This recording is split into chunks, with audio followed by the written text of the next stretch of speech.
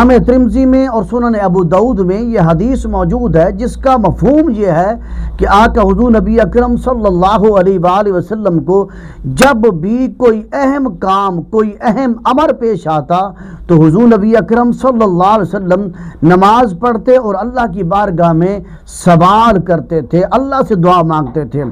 اور اسی طرح سنن ابو داؤد میں اور جامع ترمذی میں یہ حدیث بھی موجود ہے کہ حضور نبی اکرم صلی اللہ علیہ وآلہ وسلم نے اپنی امت کو بھی اس بات کی تعلیم دی ہے۔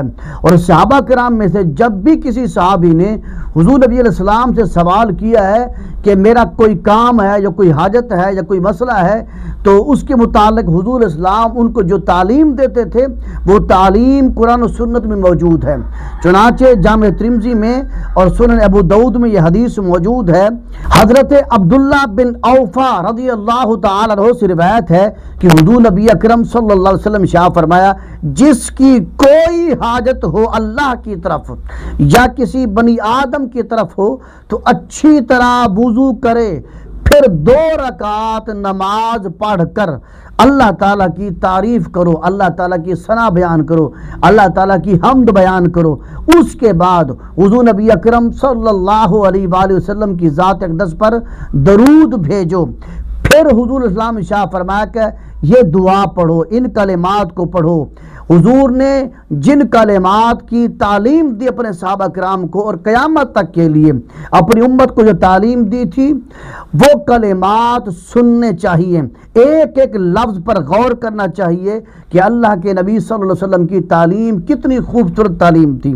فرمایا نبی علیہ السلام نے کہ اس کے بعد یہ دعا پڑھو، لا الہ الا اللہ الحلیم الکریم سبحان اللہ رب العرش العظیم الحمدللہ رب العالمین اسألک موجبات رحمتک وعزائم مغفرتک والغنیمت من کل بر والسلامت من کل اسم لا تدع لی ذنبا الا غفرتہ ولا ہما الا فرجتہ ولا حاجتا ہی لک رزن الا قضیتہا یا ارحم الراحمین۔ اب اس عبارت کا ترجمہ سنیں اور غور کریں، توجہ کریں ایک ایک لفظ پر۔ نبی اسلام شاہ فرمایا اللہ تعالیٰ کے سوا کوئی معبود نہیں، وہ بردبار بزرگ ہے، بڑے عرش کا مالک ہے۔ اے اللہ میں تیری پاکیزگی بیان کرتا ہوں، تمام تعریفیں اللہ تعالیٰ کے لیے ہیں جو تمام جہانوں کا پالنے والا ہے۔ اے اللہ میں تجھ سے تیری رحمت کے ذریعے بخشش کے اسباب، نیکی کی آسانی اور ہر گناہ سے سلامتی چاہتا ہوں۔ میرے تمام گناہ بخش دے، میرے جملہ غم ختم کر دے اور میری ہر وہ حاجت جو تیری رضا مندی کے مطابق ہو، میری ہر وہ حاجت جو تیری رضا مندی کے مطابق ہو، اے اللہ میری وہ حاجت کو پورا فرما دے۔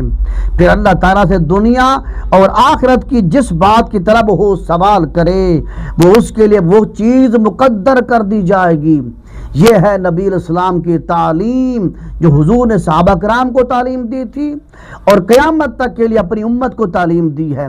تعلیم نبوی میں فرق ہے۔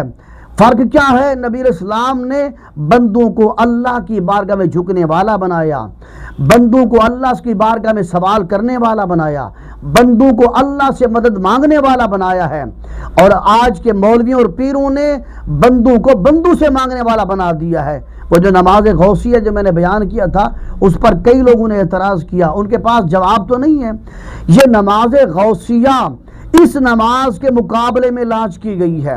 نماز حاجت یہ احادیث میں موجود ہے، جامع ترمذی میں موجود ہے، سنن ابو داؤد میں موجود ہے، سنن ابن ماجہ میں موجود ہے کہ نبی علیہ السلام کو جب بھی کوئی حاجت پیش آتی، جب بھی کوئی مسئلہ پیش آتا تو حضور نبی اکرم صلی اللہ علیہ وسلم اللہ کی بارگاہ میں جھکتے، سجدہ کرتے، پھر اللہ سے سوال کرتے، اللہ کی بارگاہ میں دعا مانگتے تھے۔ نبی علیہ السلام بھی اللہ کی بارگاہ میں جھکتے تھے اور آپ نے اپنی امت کو بھی اسی بات کی تعلیم دی ہے کہ لوگوں اللہ کی بارگاہ میں جھکو، اللہ سے مدد مانگو، اللہ سے سوال کرو۔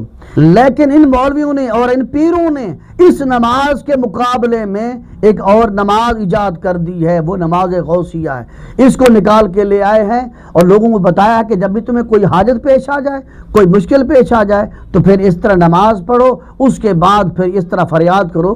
میں وہ عبارت یہاں نہیں پڑھوں گا کیونکہ اس عبارت کا کوئی وجود ہی نہیں ہے، میں اس عبارت کو مانتا ہی نہیں ہوں، کیونکہ وہ عبارت اور وہ نماز نبی علیہ السلام کے دین کے مقابلے میں، نبی علیہ السلام کی تعلیم کے مقابلے میں لانچ کی گئی ہے، لہذا اس نماز کی کوئی اہمیت نہیں ہے، یعنی نماز غوثیہ۔